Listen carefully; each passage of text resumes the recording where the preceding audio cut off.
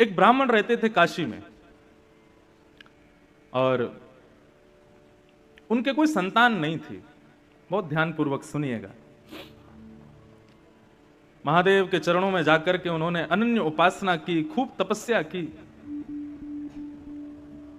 उनके भाव से प्रसन्न होकर के महादेव प्रकट हो गए और प्रकट होकर के बोले, विप्रदेव वर मांगो, क्या चाहिए? बोले, महाराज कुछ नहीं चाहिए, केवल गृहस्थ आश्रम में एक ही वस्तु की अभिलाषा होती है कि एक संतान घर में हो। मैं आपकी नगरी में रहता हूं, नित्य आपका सेवा करता हूं। मैंने वेद आदि कर्मकांड आदि इन नियमों को भी इसलिए सीखा ताकि आपकी अर्चना कर सकूं। इनसे मेरा कोई और प्रलोभन नहीं है, लेकिन मेरा अभी एक प्रलोभन है कि मुझे एक संतान चाहिए और वो मुझे केवल आप प्रदान कर सकते हैं। इसलिए मैं घनघोर तपस्या कर रहा हूं कि महादेव प्रसन्न हो तो मुझे दे सकते हैं। भगवान शिव विश्वेश्वर यहीं गंगा के तट पर काशी में ब्राह्मण देवता से बोले, कैसा पुत्र चाहते हो? संतान दो प्रकार की होती हैं। वैसे तो संतान चार प्रकार की होती हैं। उत्तमः चिंतितः कुर्यात् प्रोतत्कारी तु मध्यमः अधमो अश्रद्धया कुर्यात् अकरतो। चार प्रकार की संतान है। प्रथम संतान उत्तमः चिंतितः कुर्यात्। उत्तम संतान कौन है? जो माता पिता के मुखमंडल को देख करके, उनके एक्सप्रेशंस को देख करके, उनकी आव भाव को देख करके समझ जाए कि माता पिता क्या चाहते हैं और उस क्रिया को उनकी आज्ञा के बिना कर दे, उसको कहते हैं उत्तम बालक। मध्यम बालक कौन है? जो माता पिता की आज्ञा का इंतजार करता है, आज्ञा करेंगे तो मैं करूंगा। उत्तम बालक तो बिना आज्ञा के ही कर देता है। उत्तम, मध्यम, साधारण बालक कौन है? साधारण भी नहीं, यहां तो अधम बताया। अधम बालक कौन है? बोले, माता पिता की आज्ञा होने के बाद उस क्रिया को करेंगे तो सही, लेकिन 4 सुनाएंगे, पहले मां को, 5 सुनाएंगे पिताजी को, फिर करेंगे। तुमको तो केवल मैं ही दिखता हूं, बस मुझे ही ऑर्डर करते रहते हो, ये कर ला, वो कर ला, ऐसा कर दे, वैसा कर दे। पूरे दिन मेरे पीछे पड़े रहते हो। बड़े भैया को कुछ नहीं बोलते, वो उसको बहन को कुछ नहीं बोलते, मेरे पीछे पड़े रहते हो। मैं ही जाऊंगा, मैं ही सब, मैं तो घर का नौकर हूं, ऐसा ऐसा सुनाते हैं। लेकिन आज्ञा पालन करते हैं, लेकिन बहुत सुना सुना के करते हैं। उनको अधम बालक कहते हैं। और चौथे होते हैं चांडाल बालक। चांडाल बालक कौन है? चांडाल संतान कौन है? बोले, जो आज्ञा का पालन करते ही नहीं। मणिकर्णिका घाट के बगल में एक मंदिर है जो कि आधा टेढ़ा है। जब यह मंदिर का निर्माण हुआ तो यहां के निर्माण कराने वालों ने ब्राह्मणों से कहा कि संकल्प करो। और संकल्प में क्या संकल्प करो? कि इस मंदिर को बनवाने वाला मैं मातृ ऋण से उऋण हो जाऊं, अपने मातृपितृ ऋण से उऋण हो जाऊं।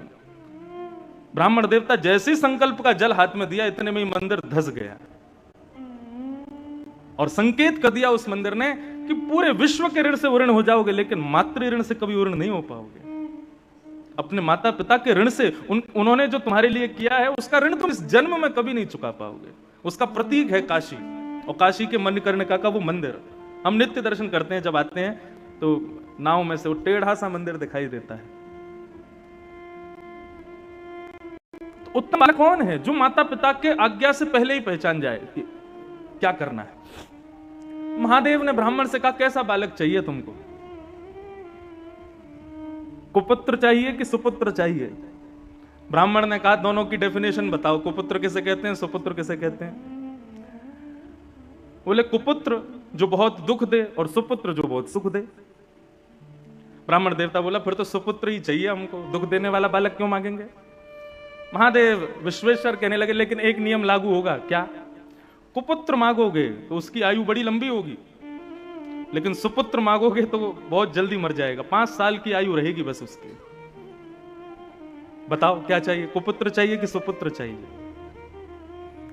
ब्राह्मण देवता बोला, ये तो आप गेम खेल गए मेरे साथ। संतान भी दे रहे हो और ऊपर से अपने नियम भी लगा रहे हो, और उसमें भी ऐसा नियम लगाया है कि मैं कहां जाऊं। अगर पुत्र मांगूं लंबी आयु वाला तो वो दुख देगा, तो ऐसे ऐसे पुत्र का फायदा क्या? और सुपुत्र मांगूं तो फिर 5 साल के लिए ही मिलेगा। ये तो महादेव आपने मेरे को फंसा दिया, उलझा दिया मेरी बातों में। महादेव बोले समय नहीं है, अन्नपूर्णा बुला रही हैं, जल्दी करो। तो बोले प्रभु लंबे दुख से अच्छा तो क्षण भर का सुख है, तो आप कृपा करो सुपुत्र बालक दो। मैं ठीक है 5 साल ही सही, उस सुख तो पाऊंगा, संतान दो। विश्वेश्वर ने आशीर्वाद दिया और इसी काशी की नगरी में उस विप्र देवता के यहां एक तेजस्वी ओजस्वी, बिल्कुल भगवान शिव कैसे हैं, मैं नित्य अपने मंगलाचरण में यहां एक श्लोक बोलता हूं, उसमें महादेव का स्वरूप के वर्णन है। ध्याये नित्यम महेशम रजत गिरिनिभम चारु चंद्रावतंशम। शंकर जी का स्वरूप कैसा है? देखो बंधुओं, भगवत तत्व जो है ना, ये देखने का विषय नहीं। लोग कहते हैं आपने भगवान को देखा, अरे हम अपनी आंखों से अपनी खुद की नाक नहीं देख सकते जब तक शीशा आगे ना हो। आंखों के कितनी पास होती है नाक, देख सकते हो? अपना खुद का चेहरा नहीं देख सकते हम अपनी ही आंखों से, हम उस ईश्वर को देखने की बात करते हैं। ईश्वर देखने का विषय नहीं है, ईश्वर अनुभव का विषय है। प्रेम करने का विषय नहीं है, प्रेम अनुभव का विषय है। आनंद प्राप्त करने का विषय नहीं है, आनंद अनुभव का विषय है। और जो अनुभव का विषय होता है ना, उसका कभी वर्णन नहीं किया जा सकता। जो आपने देख लिया, जो आपने छू लिया, उसका आप वर्णन कर सकते हो, लेकिन जिसको आपने अनुभव किया है उसका आप वर्णन नहीं कर सकते। और श्री नारद जी नारद भक्ति सूत्र में कहते हैं, बोले प्रेम क्या है? बोले प्रेम स्वरूपम अवर्णनीयम। जिसका कोई वर्णन ना कर सके वही प्रेम है। आपने जिसका बखान कर दिया, जिसका वर्णन कर दिया, वो सब कुछ हो जाएगा, लेकिन प्रेम नहीं हो सकता, वो आनंद नहीं हो सकता, वो भगवान नहीं हो सकते।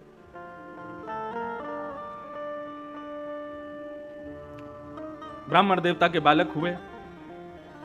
अब ज्यों-ज्यों बालक बड़ा होता जावे, ब्राह्मण की चिंता बढ़ती जावे।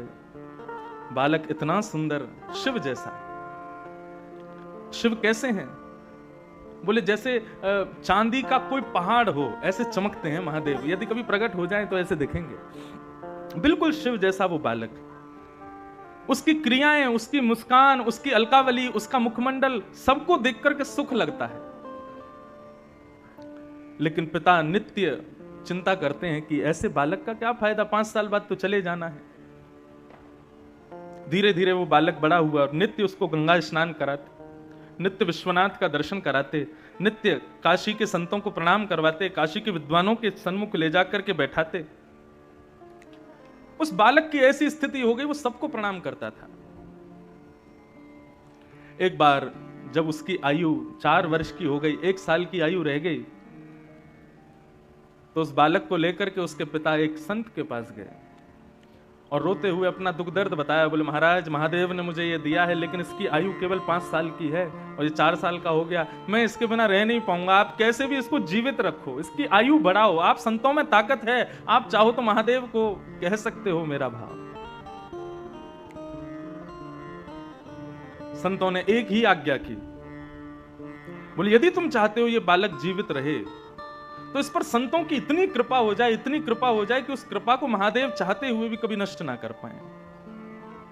और वो कब होगा? बोले खंबायु यज्ञम सलिलम महिम च। आंखों के आगे दिखने वाली हर वस्तु को इससे प्रणाम करवाओ। प्रणमे दंडवत, दंडवत प्रणाम करवाओ। प्रणाम में बड़ी ताकत है। आजकल लोग प्रणाम करना नहीं जानते, इसीलिए मैं सबसे प्रार्थना करता हूं, मुझे प्रणाम मत किया करो, दूर से हाथ जोड़ा करो। प्रणाम का अर्थ क्या होता है? नमन। नमन माने अपने मन को सामने वाले के चरणों में अर्पित करना। लेकिन हमारे यहां भारतीयों में ऐसी प्रथा बन गई है कि बिना छुए तो प्रणाम मानेंगे ही नहीं। माताएं बहनों को मैं कहता हूं मत किया करो, आप दूर से करो, लेकिन नहीं मानते। यहां तो चलो फिर भी इतनी संख्या में लोग नहीं है, कई जगह तो इतनी भीड़ होती है कि महाराज धोती बचानी पड़ जाती है कि गाड़ी में बैठ तो जाऊं सही सलामत। प्रणाम में बड़ी ताकत है, लेकिन प्रणाम शरीर से नहीं होता है, प्रणाम मन से होता है, हृदय से होता है। हमारे पूज्य पिताजी महाराज अपनी कथा में कहते हैं, जिसको देख करके आंखें झुक जाएं, सर थोड़ा नीचे हो जाए और मन में भाव, उसके प्रति आदर का भाव प्रकट हो जाए, ये 3 क्रिया ही प्रणाम कहलाती है। और तुम आंखों में टकटकी लगा के देख रहे हो, सीना चढ़ा के खड़े हो, उसके आते नीचे झुक के प्रणाम करो, वो प्रणाम थोड़ा ही है। प्रणाम तो हृदय से होता है। संत ने आज्ञा की कि इस बालक को सबको प्रणाम करवाओ। अब तो वो बालक सबको प्रणाम करता, घर के बाहर दहली पे बैठा रहता और गली से जो निकलता, जीव जंतु आदमी कोई भी हो, सबको प्रणाम करता। एक दिन आया और उस गली में महादेव के प्रथम 7 शिष्य सप्त ऋषि पधारे। ये सप्त ऋषि कौन हैं? भगवान शिव के पहले 7 शिष्य हैं। सप्त ऋषि पधारे। जैसे ही सप्त ऋषियों को उस बालक ने प्रणाम किया, सप्त ऋषियों ने आशीर्वाद दिया, चिरंजीवी भव।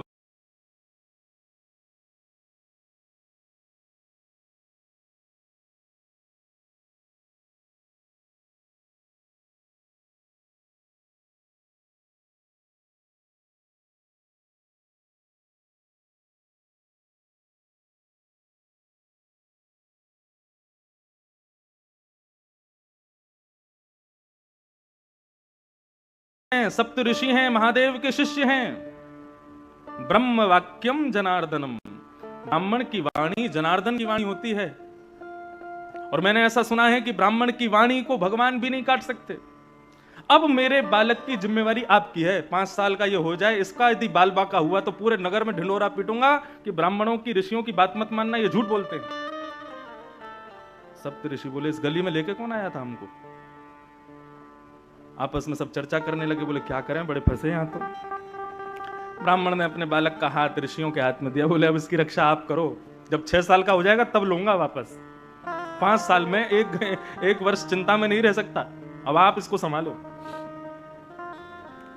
सप्त ऋषि उस बालक को लेकर के बैठ गए, बोले क्या करें, महादेव से तो आर्ग्यूमेंट कर नहीं सकते, हमारे गुरु हैं, शिष्य को चाहिए कि गुरु से कभी कुछ इस प्रकार का वाद संवाद ना करे।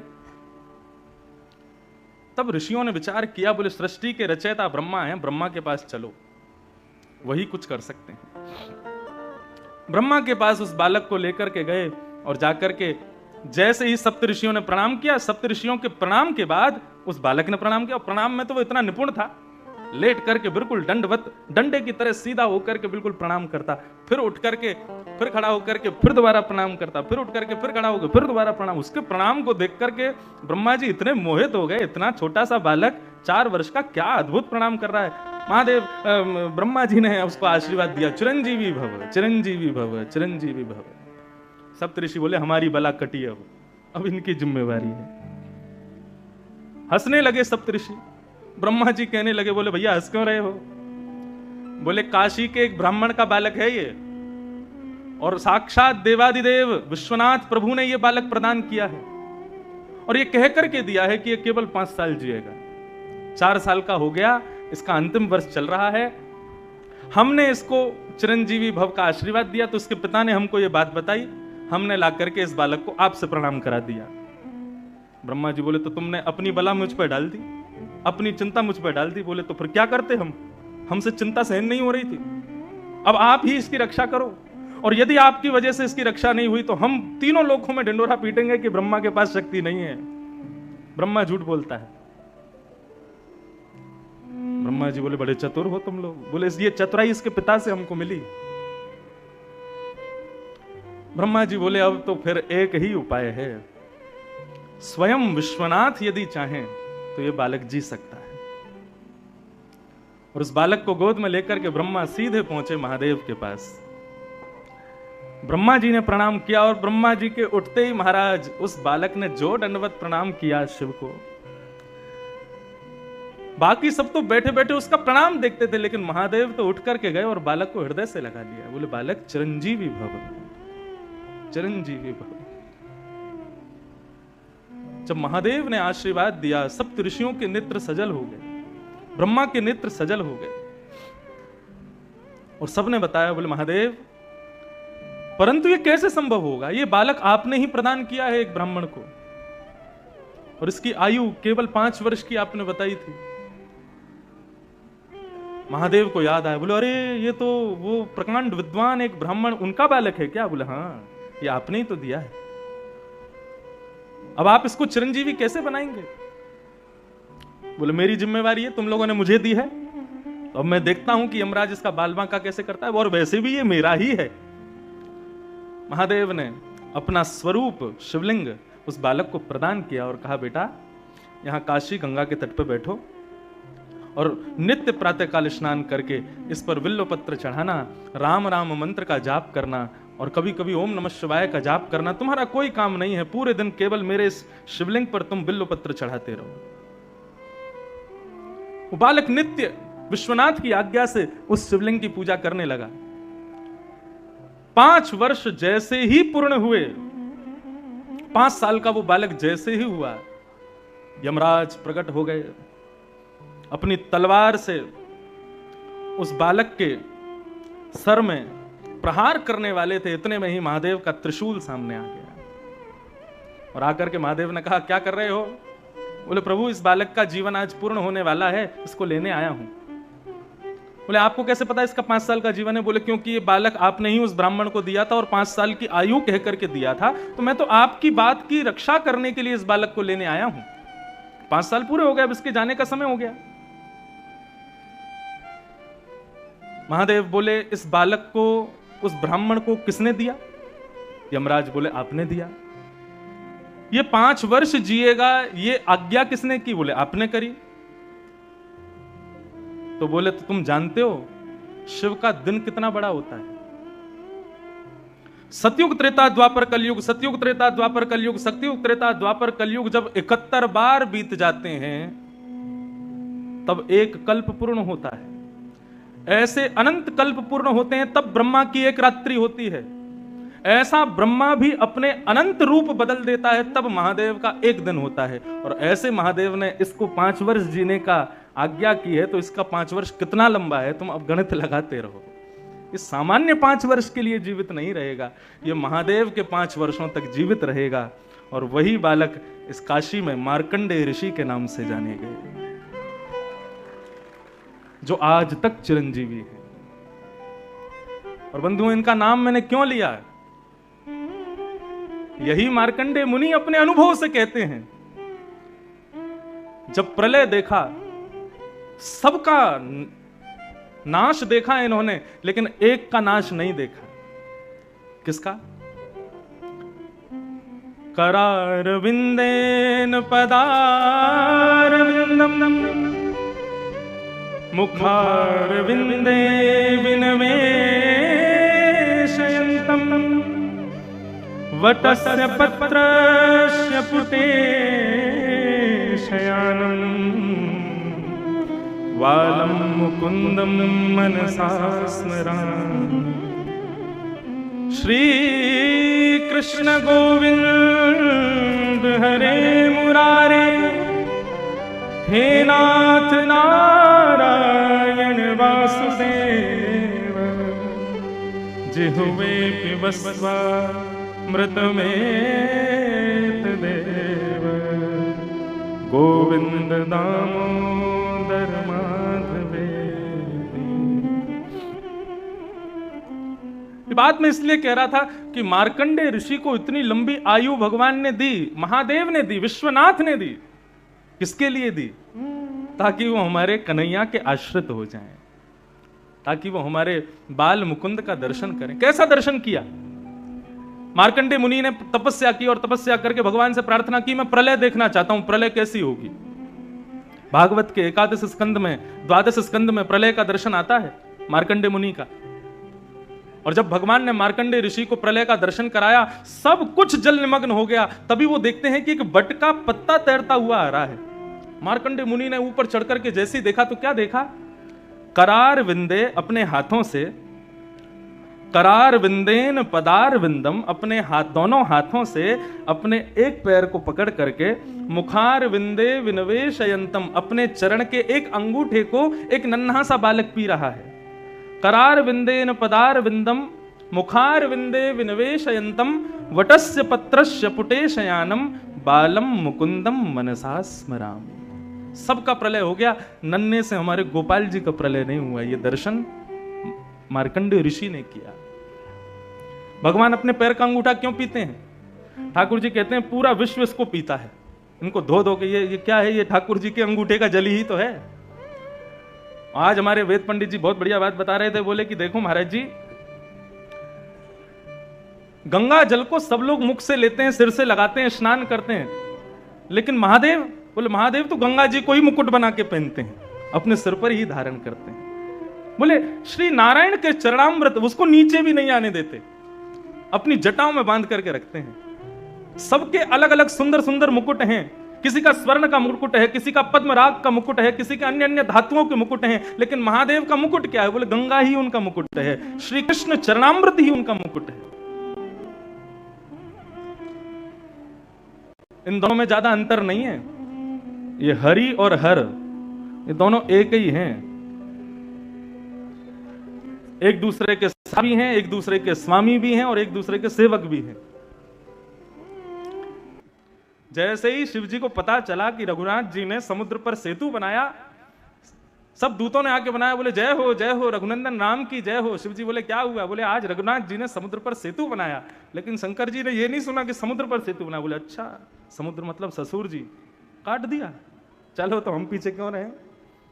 जब आया समय तो ले दक्ष का ही सर काट दिया, फिर बहुत प्रार्थना करने पर बकरे का सर लगा दिया, लेकिन पीछे नहीं हटे हैं। अनुब्रजाम में हम नित्यम, किसका अनुगमन कर रहे हैं? बोले कि जो हमारे हरि करेंगे वही हम करेंगे।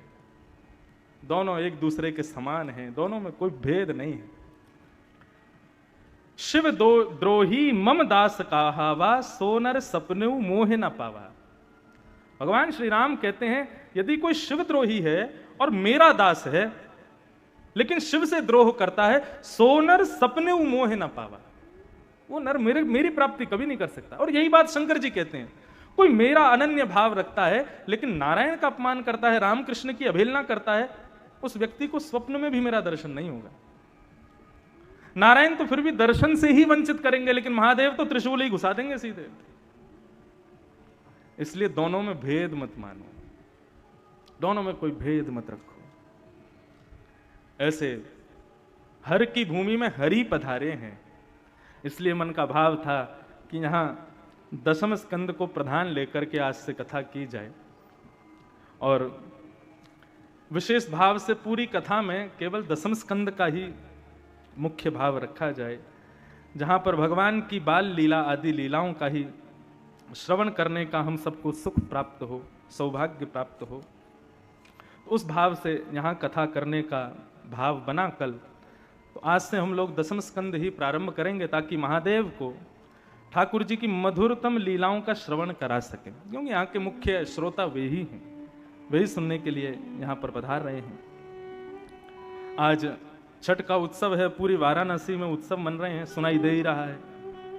लेकिन कभी कभी लगता है संसार कितना बदल गया, और मैं कहूं तो सुनने में अटपटा भी लगेगा, मेरी उम्र ही कितनी, आप लोग तो इतने बड़े बड़े बैठो, आपने देखा होगा बदलता हुआ संसार। पहले हमारे यहाँ के पर्वों में मध्यम सुगम संगीत होता था, ब्राह्मणों के द्वारा सुंदर वेद पाठ आदि करके, और घर के सदस्य जन जो हैं पूजा आदि करते थे, दीपावली, होलिका दहन और आदि आदि पर्वों को मनाते थे। लेकिन आजकल हम लोगों की स्थिति देखो, सुन लो कितनी जोर से आवाज आ रही है, छठ उत्सव मनना। जब मैं नौका से उतर रहा था तो इतना भयंकर डीजे बज रहा था, लेकिन जब मैंने कान लगा के सुना तो छठ का कोई भजन चल रहा था। मैंने कहा भजनों की स्थिति देखो क्या हो गई। देवताओं में और दैत्यों में अंतर क्या था? यही तो था। दैत्य कौन? जो सारे नियमों का उल्लंघन करते हुए क्रियाएं करें, वो दैत्य हैं। और देवता कौन? जो हर चीज का ध्यान रखे।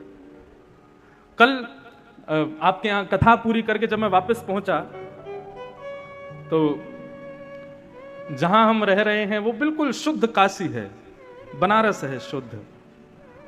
वहां गाड़ियां भी नहीं आती, बाइक तो लोग घुसा देते हैं जबरदस्ती, नहीं तो उसके लिए भी जगह नहीं है। कल जैसे ही वहां नाव से उतर के अपने घर की ओर जा रहे थे, तो एक साधारण, मैं 3 दिन से निकल रहा था, मैं कभी नहीं गया, एक सुंदर सा एक दरवाजा, और अंदर से इतनी मधुर स्वर, इतने सुंदर ध्वनि सुनाई दे रही थी, सब रुक गए। और भीतर जब जाकर के देखा तो महादेव के अनन्य प्रेमी पुत्र गणपति विराज रहे हैं, और सामने छोटे छोटे 3 बालक क्या अद्भुत शास्त्रीय संगीत गा रहे थे। उनका स्वर सुन करके हम लोग कम से कम 20 मिनट तक वहीं खड़े रहे, और मानो ऐसा लग रहा था जैसे मसनद पर ऐसे कोई अपना हाथ रख करके बिल्कुल आनंद के अंदाज में पूरे जगत से निवृत्त होकर, बिल्कुल जैसे एकांत में बैठ के कि कोई डिस्टर्ब ना करे, और गणपति बैठ करके स्वर सुन रहे हैं। वो सुनकर के मन स्तब्ध हो गया, कुछ कहने की इच्छा नहीं हो रही थी। कोई बोल भी रहा था तो मैं कह रहा था शांत हो जाओ, कोई हल्ला मत मचाओ, उनको सुनो क्या गा रहे हैं।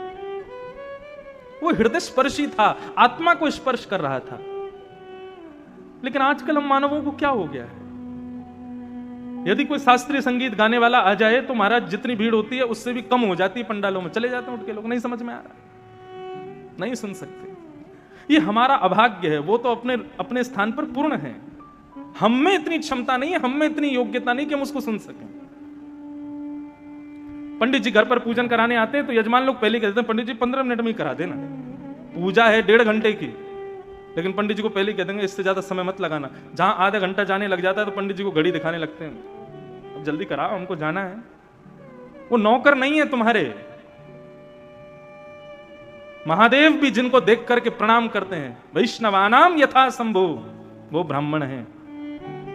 ये हम लोगों का अभाग्य है कि हम लोग अपने वैदिक शास्त्रों से, अपनी वैदिक क्रियाओं से, अपने पुराने समय के जो हमारी धरोहर है, हम उनको छोड़ते जा रहे हैं धीरे धीरे। लेकिन फिर मन में भाव आता है तस्मात् केनाप्युपायेन मनः कृष्णे निमेषयेत्। इतना घनघोर कलिकाल चल रहा है, इतने में भी लोग पूजा तो कर रहे हैं, छठ पूजा कर रहे हैं, भले डीजे चला के कर रहे हैं, कर तो रहे हैं, तो लगता है कम से कम कुछ ना से तो ये अच्छा है। लेकिन बंधुओं, अपनी धरोहरों को छोड़ो मत, वो हमारा सर्वधन है। प्रयास किया करो कि जितना उसके समीप रह सकें हम रहें। ये वेस्टर्न कल्चर नहीं है तो क्या है, इतना तेज संगीत बजाना जोर जोर से। अब गणपति उत्सव होता है, गणपति विसर्जन करने जाते हैं, पहले ढोल नगाड़े जाते थे, गाते हुए लोग जाते थे, फिर धीरे धीरे बैंड बाजे आ गया, बैंड बाजे भी खत्म, अब तो डीजे आ गया। और आजकल तो ऐसे डीजे चलने लगे हैं कि घर की खिड़कियां हिलती हैं उनके धमक से, हृदय कभी कभी लगता है निकल के बाहर ना आ जाए। और इतना तेज घमक उतना महंगा डीजे, लोग बुलाते हैं उसको। क्या हो रहा है हम लोगों को, कहां की ओर जा रहे हैं हम लोग।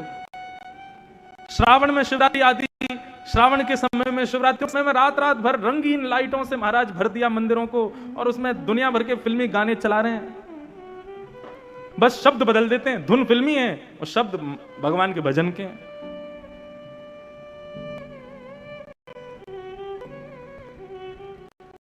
अपनी तत्वता को मत छोड़ो, देव बने रहो, दैत्य मत बनो। देव भी मत बनो, दैत्य भी मत बनो, इंसान बने रहो। आपको जानवर को उसका धर्म नहीं सिखाना पड़ता। शेर जानता है मेरा धर्म क्या है, हिरण जानता है मेरा धर्म क्या है, गौ जानती है मेरा धर्म क्या है, सूकर जानता है मेरा धर्म क्या है। मानव को ही समझाना पड़ता है तेरा धर्म क्या है, सीख ले, इंसान बन जा, मानव बन जा। क्योंकि हम सब भूल निकल चुके हैं उस मार्ग से आगे। तो छठ पूजा की सबको बहुत बहुत बधाई, शुभकामनाएं। तो हम लोग आज मन में विचार आया कि 10वें स्कंद से ही कथा को प्रारंभ करें, और फिर ठाकुर जी के चरणों में ये 10वें स्कंद के भाव से ही आगामी 5 दिनों तक इसी को ही श्रवण करेंगे, जहां पर भगवान की सुंदर मधुर लीलाओं का श्रवण लाभ हम सबको प्राप्त होगा।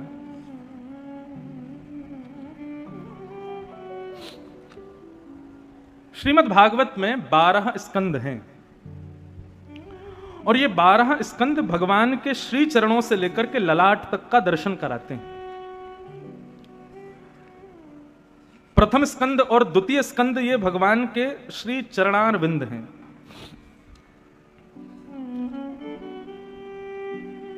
ध्यान से सुनिएगा, 12 स्कंद पूरी भागवत का दर्शन।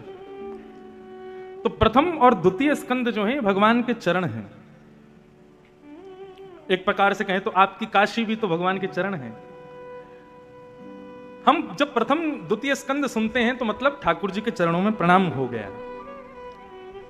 तृतीय और द्वितीय स्कंद भगवान के जंगा है, मतलब चरणों में प्रणाम किए को भगवान ने अपने दोनों हाथों से, तो तृतीय और चतुर्थ स्कंद भगवान के हाथ हैं, भुजा। 2 स्कंदों से प्रणाम किया और फिर 2 स्कंदों से क्या हुआ, भगवान ने अपने हाथों से प्रणाम किए हुए उस भक्त को उठाया। ये हो गए तृतीय चतुर्थ स्कंद। पंचम और षष्ठ स्कंद ये भगवान के दोनों पानी तलम हैं। भगवान की दोनों जंगा हैं। मतलब चरण में प्रणाम किए को ठाकुर जी ने